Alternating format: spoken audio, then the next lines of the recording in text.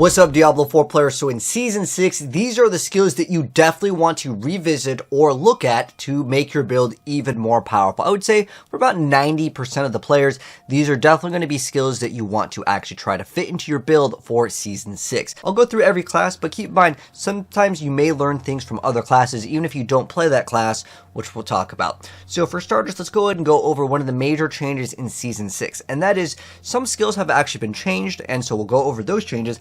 But on top of that, a lot of the ultimate skills are getting a huge buff because no one really plays ultimates for a lot of builds. And we are going to be wanting to try to fit them in because a lot of them will give them some sort of a buff for your build. Like, for example, with Wrath of the Berserker, previously you can only put 1 point into any ultimate skill. And when you put more points into it, not only will you get cooldown reduction, which is kind of like the most important stat because a lot of ultimates aren't really designed to be a push one button, delete the whole screen, but it's to give your character a buff. And now, with more skill ranks into it, keep in mind, you can get extra skill points in Season 6, so you're going to have extra 10 skill points to put in to make your character more powerful, and well, you can just slam it into your ultimate and get a huge buff for your build, granting you maybe unstoppable, granting berserking, you get increased movement speed, fury regen, and then on top of that, you get extra berserking damage bonus, which is pretty cool. And you can see the difference on the left and the right. So on the left would be basically what we have right now in Season 5, and on the right side would be the Season 6 and Vessel of Hatred.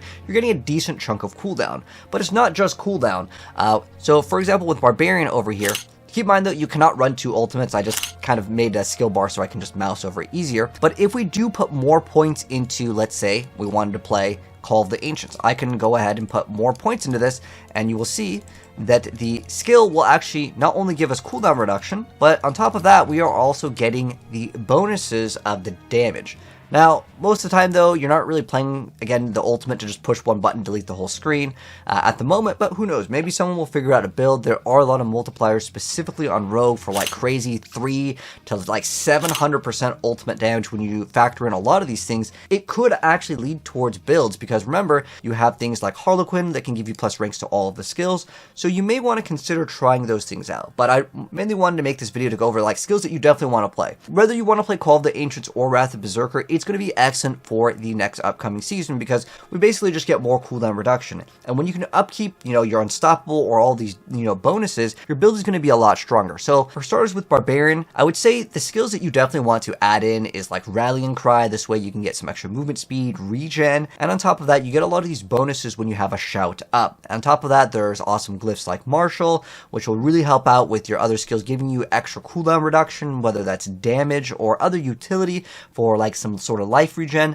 I would really recommend on Barbarian specifically. It's always been kind of triple shouts, Wrath of Berserker, and then a lot of people try to fit in Iron Skin. Iron Skin hasn't been changed, but these are kind of the skills that you definitely want to consider running in Season 6 and the expansion going forward for Barbarian. Obviously, you're going to have to throw in a skill, whether that's like Whirlwind or if you want to play Bash, and maybe you want to play the new weapon throw. A lot of times, you're pretty much just going to be playing these skills, and that's kind of why I wanted to make this video. And there are going to be some newer things into the game. Druid actually has a lot more toys here, so we'll go into Druid.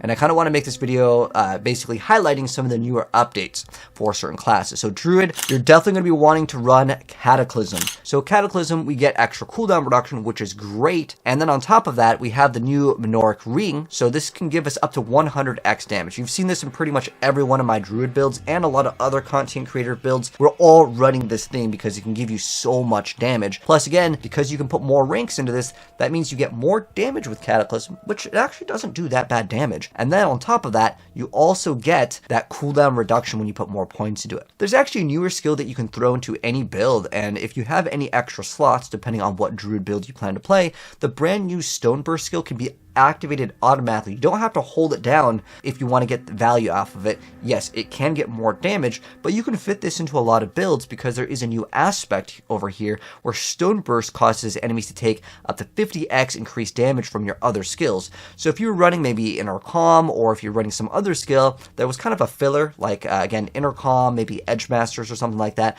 you could just slot this in. That's 50x. There's really nothing that beats 50x like in terms of like numerical stats. So a lot of Druid builds probably will be running this, kind of like how in Rogue we always run caltrops or even the smoke nade to get some sort of damage bonuses. Stoneburst is going to be excellent for that. Another thing that is really good for Druid is always activating some source of poison, whether you activate it via like a wolf skill, so you can get a crit and then you can poison, or poison creeper. This has always been pretty good, but there's no change with this. But there is a change with debilitating roar. But debilitating roar actually gained a bonus. We get 15x increased damage while it is active. We actually have a build uploaded where all we do is shout, and this will actually facilitate that bonus 100% of the time, which would be excellent. But you need some sort of defensive skill for the Druid because you also get some damage reduction on it. There's a lot to play. In fact, you can actually play all of them. Debilitating roar is excellent because now it gives you extra damage. I would say if you only had one to choose from, debilitating roar is excellent. However, you don't have a source of unstoppable to like break CC, with the exception of Earth and Bulwark. This one's really good because you can get unstoppable while it's active. It's excellent for that. But if you want to run Bloodhowl also increases your attack speed. So for the Druid, I would highly recommend you guys to try out all of these, but specifically Cataclysm is going to be excellent, and then again Stoneburst is just like a 50x. There's really few things that can compete with this damage multiplier over here, which is cool. And it's also technically a core skill. But what's cool with this, it doesn't say you have to actually cast this. So if you were to run, let's say, the passive on the skill tree at the very bottom, that is called the Nature's Fury, it says casting will give you another one, and that could actually activate it. So you might not have to play it in your bar, but it will just like automatically activate, right? Because it's considered a core skill. So this is going to be a great aspect for specifically that as well. Now, next up, moving on to the Necromancer. The Necromancer actually has a new ultimate skill, but pretty much for the longest time, we've been always playing Decrepify for the cooldown reduction. It's excellent for that. Plus, on top of that, we get the slow effect, which is great. And then Corpse Tendrils is always pretty much seen play to actually activate vulnerability and grouping up all the enemies. It's excellent for that. Blood Mist to give you unstoppable. It's pretty much like the only way that Necro gets it without activating like the Golem skill. And then Corpse Explosion to activate some shadow damage over time. But in Season 6, we do get a new tool over here, and the thing that you want to be playing in pretty much most of the Necromancer builds is Soul Rift. Now, there are a bunch of Necromancer builds, like obviously if you're playing like Minions, Army of the Dead is still going to be excellent, but Bone Storm was actually a pretty good skill as well. It deals some damage, and then you also get like a shield that can kind of build up, giving you extra damage reduction, as well as extra critical strike chance. Really good stuff indeed. But what is very nice with Necromancer with this newer update in Season 6, we get a brand new ultimate. Again, putting more ranks into it equals more cooldown, and this does pretty good damage. I mean, it's almost 1000x at rank 9. Keep in mind, you may be able to push this way further, and you get some pretty good damage. And then, on top of that, you're going to be gaining Essence and Barrier. So it gives you damage, it gives you resource, and it gives you a barrier. I mean, you can't ask for more in that, right? But it gets better.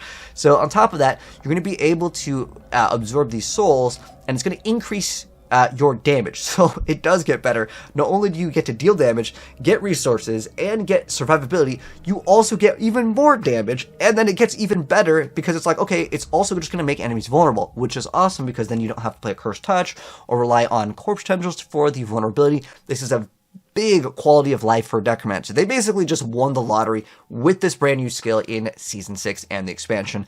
It's going to be, I would say, probably in every single build. Again, vulnerability is already something that is huge. It's specifically on like Necro and Sorc where they kind of lacked it compared to other classes.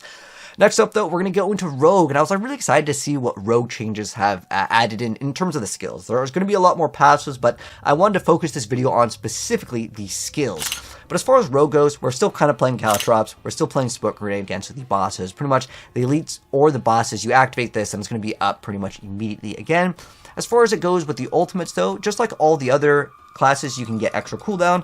As far as Death Trap goes, there are a pair of pants. It's called like the Eyes in the Dark, where it can activate 2 different times. There's also a chest piece that can activate it. We'll have to wait and see if this gets changed for me to really suggest it for all builds. There is a legendary node that you can get on the Paragon board, which also does increase your damage after you activate an ultimate, and with more cooldown you can actually upkeep it a lot easier without hitting like, you know, very strict masterworking things with like trap cooldown reduction or whatever. So this could be something to consider whether you decide to run Death Trap or not. Death Trap just happens to have the shortest cooldown in the game as far as the ultimates go. They did buff the Shadow Clone, because like now the Shadow Clone can deal more damage than you, but the main problem is that the Shadow Clone doesn't gain your aspects. So if this does get changed, which I have suggested them to actually make Shadow Clones much better for a very long time, fingers crossed that this will finally be the season that we can play like a Shadow Clone Jitsu build and have like all these clones coming out and it actually becomes good.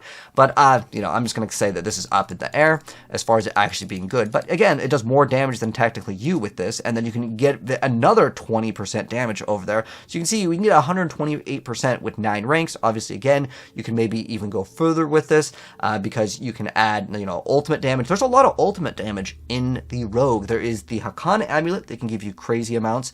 But again, if you're getting like, you know, 1,000 times 0 is still 0 at the end of the day, but you are getting some more damage. Who knows? Maybe it'll actually be good. Same thing with like Rain of Arrows. There is like a Rain of Arrows and then like an Arrow Storm build where Rain of Arrows gains it. And if you want to put points to it, I can give you guys a little like rundown of the damage with this. So remember, you're going to get all those poison imbues too. And then if you throw in the Hakan amulet, I mean, this gives you 200%. You hit that with, let's say, you get the greater affix. Like let's fully min-max this one just to kind of show the potential of this.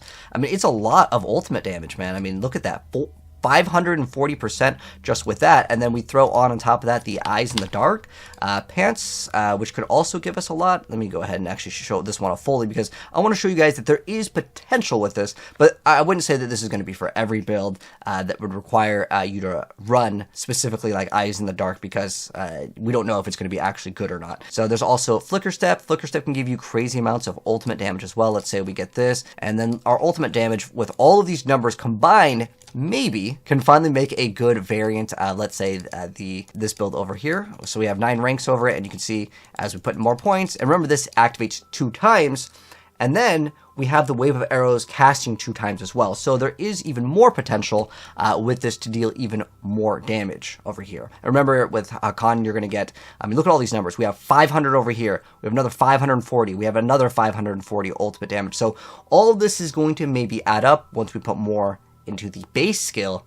You could get maybe pretty good. So as far as Rogue goes, there really isn't anything new here, but I just wanted to go ahead and at least show off something for every single class here. But at least now you may have a newer toy to play around with. But as far as the Sorceress goes, it's kind of the same that we've seen. It's pretty much you run, most of the time people are running like the double shields, and we've seen this time and time again, and then you run teleport because you need mobility and you get the extra damage reduction after you teleport. And then on top of that, Unstable Currents is something that already sees some play. It really just gives you a nice little bonus of giving you attack speed. That's why most people run it. And then you can get like faster crackling energy, and with the passive that some people are running, which would reduce the cooldown of your shock skills. There is a newer thing to take note over here in Season 6, which is Enlightenment, which will give you some sort of stacks, and then it's going to give you extra damage as well as attack speed. We don't know for sure if this attack speed is going to go into category 1 or 2. My assumption is it will go into 2, so you can break the cap of 100%.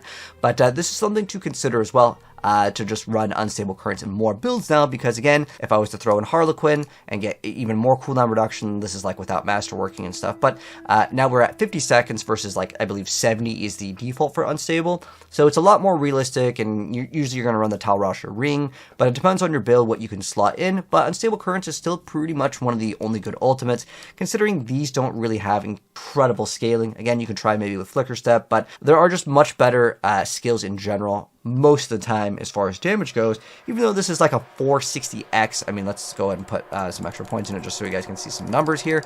I mean, we're at like 600. Maybe you can get some new unique will get changed, and it's going to be like plus ranks to pyro skills, and then we can get even more damage with this, and it is a damage over time build, so keep that in mind as well. There is some new pole arm for I believe it's going to be like good for the Druid, but unfortunately for the Sorc, I don't believe we can actually run the pole arms. There is going to be a new unique. We have the staff. Hopefully this staff gets buffed in the next season, but yeah, since we can't run pole arms, there is a new pole arm that makes it so if the monster takes more, it is taking more damage over time than their HP instantly melts. So that'd be like the only way where I can consider maybe trying out like an Inferno build, where you just try to get this to have crazy amounts of cooldown and you become a spam Inferno build, which who knows, maybe that will emerge anyways. But Deep Freeze just simply doesn't do enough damage. If you want to look at the numbers on this, I mean, it already didn't really do good damage. It was like 32x, and then when it expires, it does like a bunch more damage, but your character is kind of locked in that animation, whereas like this, I can just throw it and then I can cast a bunch of stuff. This, I have to cast it, then it has to wait, and then it has to build up, and then it pops for 180 at, you know, max rank. 180 versus, again, looking at this one, even with just 4 points into it, it's just numerically higher. However, Sorceress does have a new skill called the Familiar, which I honestly can't say that it's going to be super good in every single build, and that was kind of the point of this video. The reason why is it does have a new restriction because you're only able to have up to 6 Familiars at a time with this.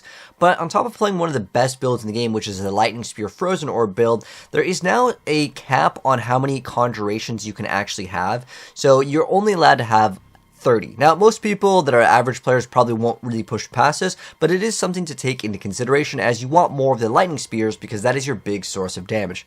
However, because it does allow you to apply consistent damage, one source of damage that is a little bit harder to apply is, let's say, maybe cold for certain builds, because you don't have a build that can actually apply maybe the cold or maybe the fire, because you need to apply each one on each individual enemy for, let's say, a glyph or a paragon node. Well, then maybe this could be kind of okay, because it will technically give range to, let's say, your flame shield. When you're trying to get Talrashas to activate, you have to deal damage with it. Teleport is one of the easiest things, so lightning is almost always covered, but if you need to cover fire or cold, this could be an okay thing because the shields will still act as that last casted skill, but ice armor won't deal any damage. Therefore, well, you need the little familiar to kind of activate as the proc source. Again, it is for stuff in the Paragon board, so I wouldn't say this one's like good for every single build, and that's what I wanted the video to be about, so this one could be a little bit more niche. As far as the newer skill with Rogue, as far as it goes, it is a channeled skill, but it doesn't have like the ability to hold it down infinitely. The damage didn't seem absolutely crazy, but we'll have to wait and see kind of the behavior of it, and if someone figures out a cool way to make great use out of it, because it's actually considered a non-core skill, so it does have some extra source of multipliers. And then with Barbarian, you have Mighty Throw, which when you do throw this axe down, and it is also a weapon mastery, so unless you're running the third blade, you cannot make a build off of just spamming this.